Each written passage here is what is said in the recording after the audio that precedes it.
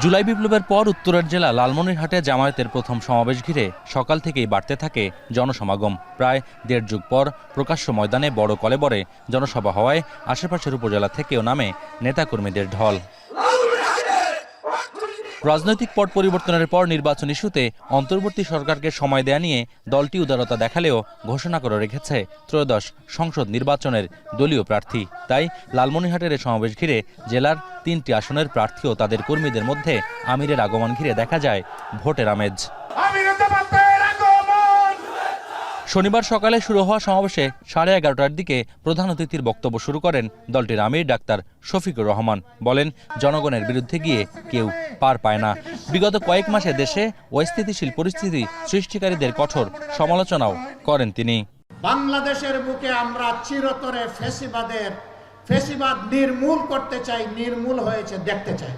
মানুষের জীবন যাদের কাছে কোনো জীবনই ছিল না, ক্ষমতার শেষ প্রান্তে, তারা নিজেদের ক্ষমতা ধরে রাখতে সরাসরি স্পষ্ট দিবালোকে মানুষের বুকে গুলি ছুড়ে হাজার হাজার মানুষকে তারা খুন করেছে।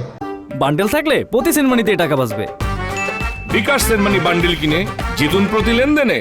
ডাক্তার শফিকুর রহমানের বক্তব্যে উঠে আসে রাজনীতি, নির্বাচন, সংস্কার ও দেশের স্থিতিশীলতার ইস্যু। বাদ যায়নি প্রতিবেশী দেশ ভারতের সীমান্ত হত্যা ও বাংলাদেশের প্রতি তাদের দৃষ্টিভঙ্গির সমালোচনা।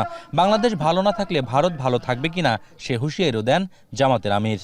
ইন্ডিয়া আমাদের প্রতিবেশী দেশ, তাদের সাথে আমরা সম্প্রীতি এবং পারস্পরিক শ্রদ্ধা ও সমতার ভিত্তিতে আমরা প্রতিবেশী হিসেবে এখানে বসবাস করতে চাই। আমরা ভালো থাকলে তারা ভালো থাকবেন, আমাদের ভালো কেড়ে নিলে তারাও ভালো থাকবেন কিনা তাদেরকে চিন্তা করতে হবে।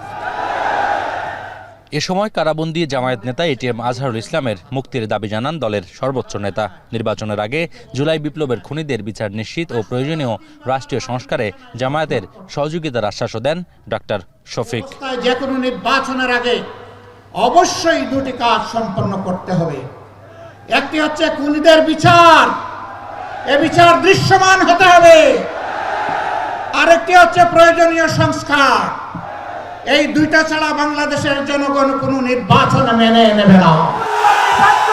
বিকেলে লালমনিরহাটের হাতীবান্ধায় বিএসএফ এর গুলিতে নিহত বাংলাদেশি এক নাগরিকের কবর জিয়ারত ও পরিবারের সঙ্গে সাক্ষাতের কথা রয়েছে ডাক্তার শফিকুর রহমানের। মোকাররম হোসাইন, এখন লালমনিরহাট।